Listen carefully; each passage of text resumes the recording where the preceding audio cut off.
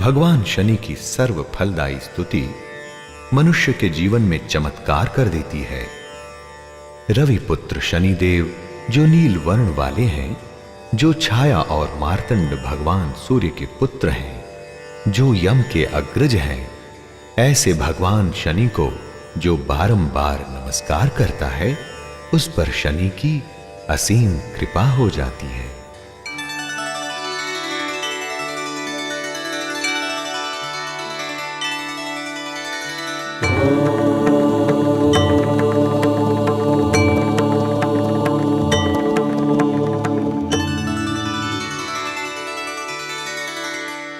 नीलांजन समाभासं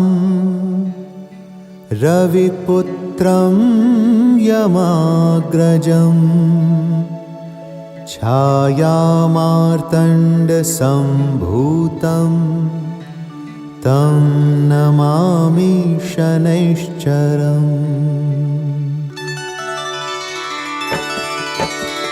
नीलांजन समाभासं रविपुत्रं यमाग्रजं छायामार्तण्डसम्भूतं तं नमामि शनैश्चरम्। नीलांजन समाभासं रविपुत्रं यमाग्रजं छायामार्तण्डसम्भूतं तं नमामि शनैश्चरम्। नीलांजन समाभासं रविपुत्रं यमाग्रजं छायामार्तण्डसम्भूतं तं नमामि शनैश्चरम्। नीलांजन समाभासं रविपुत्रं यमाग्रजं छायामार्तण्डसम्भूतं तं नमामि शनैश्चरम्।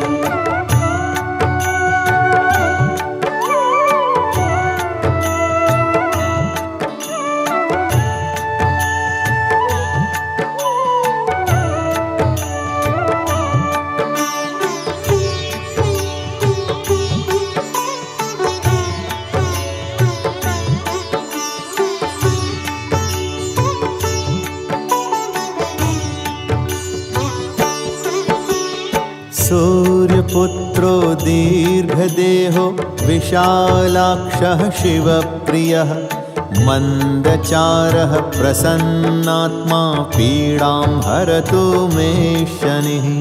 सूर्यपुत्रो दीर्घदेहो विशालाक्षः शिवप्रियः मन्दचारः प्रसन्नात्मा पीडां हरतु मे शनिः।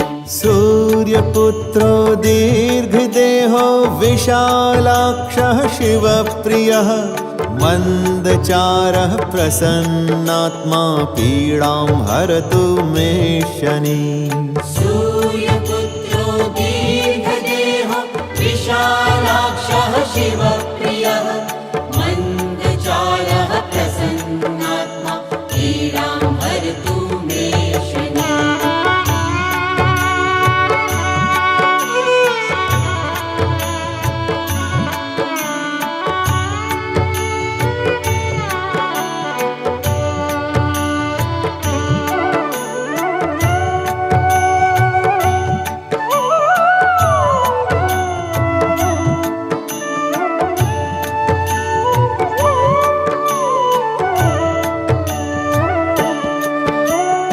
नमस्ते कोणसंस्थाय पिङ्गलाय नमोऽस्तु ते। नमस्ते बभ्रुरूपाय कृष्णाय च नमोऽस्तु ते। नमस्ते कोणसंस्थाय पिङ्गलाय नमोऽस्तु ते। नमस्ते बभ्रुरूपाय कृष्णाय च नमोऽस्तु ते। नमस्ते कोणसंस्थाय पिङ्गलाय नमोऽस्तु ते।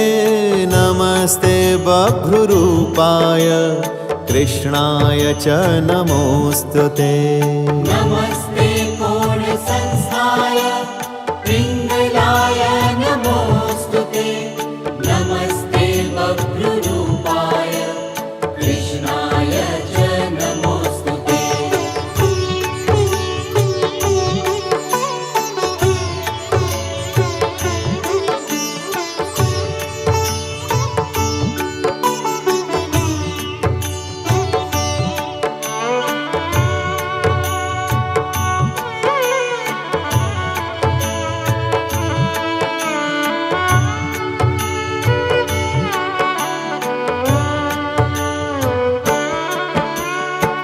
नमस्ते विष्णुरूपाय कृष्णाय नमोऽस्तु ते। नमस्ते बभ्रुसंज्ञाय सूर्यपुत्रः नमोऽस्तु ते।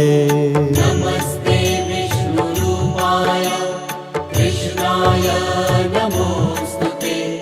नमस्ते बभ्रुसंज्ञाय सूर्यपुत्रः नमोऽस्तु ते।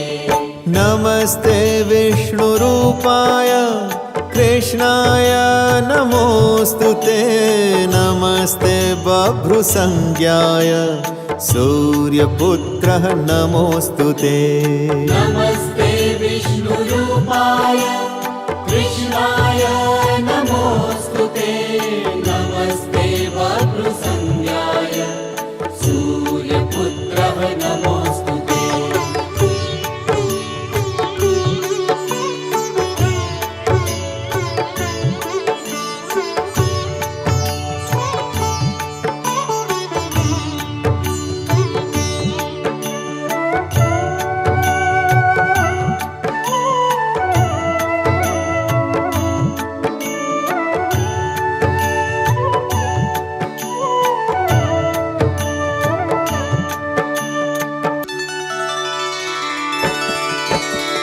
नमस्ते रौद्रदेहाय नमस्ते कालकाजय।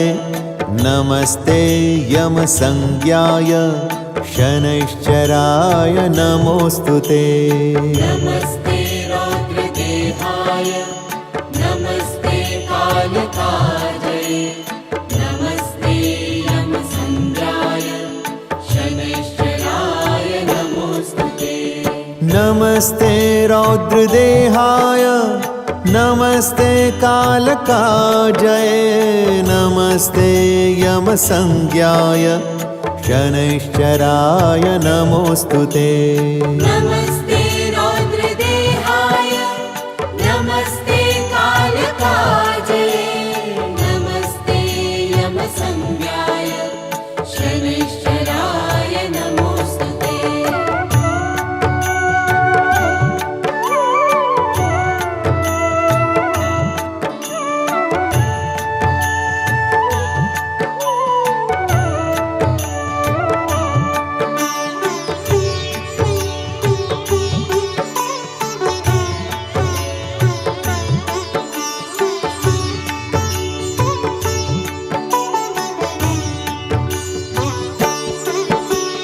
नमस्ते मन्दसंज्ञाय शनैश्चरः नमोऽस्तु ते। नाशय्यत्वाय पापानि नयारोग्यं प्रयच्छतु। नमस्ते मन्दसंज्ञाय शनैश्चरः नमोऽस्तु ते। नाशय्यत्वाय पापानि नयारोग्यं प्रयच्छतु। नमस्ते मन्दसंज्ञाय शनैश्चरः नमोऽस्तु ते। नाशय्यत्वाय पापानि नयारोग्यं प्रयच्छतु। नमस्ते मन्दसंज्ञाय शनैश्चरः नमोऽस्तु ते। नाशय्यत्वाय पापानि नयारोग्यं प्रयच्छतु।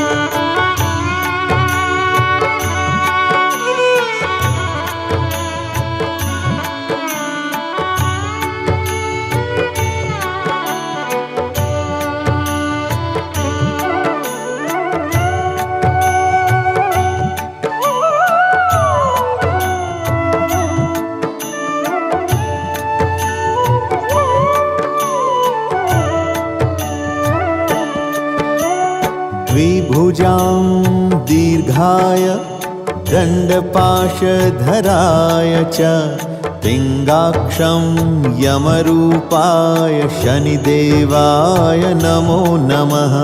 द्विभुजां दीर्घाय दण्डपाशधराय च पिङ्गाक्षं यमरूपाय शनिदेवाय नमो नमः। द्विभुजां दीर्घाय दण्डपाशधराय च पिङ्गाक्षं यमरूपाय शनिदेवाय नमो नमः। द्विभुजां दीर्घाय दण्डपाशधराय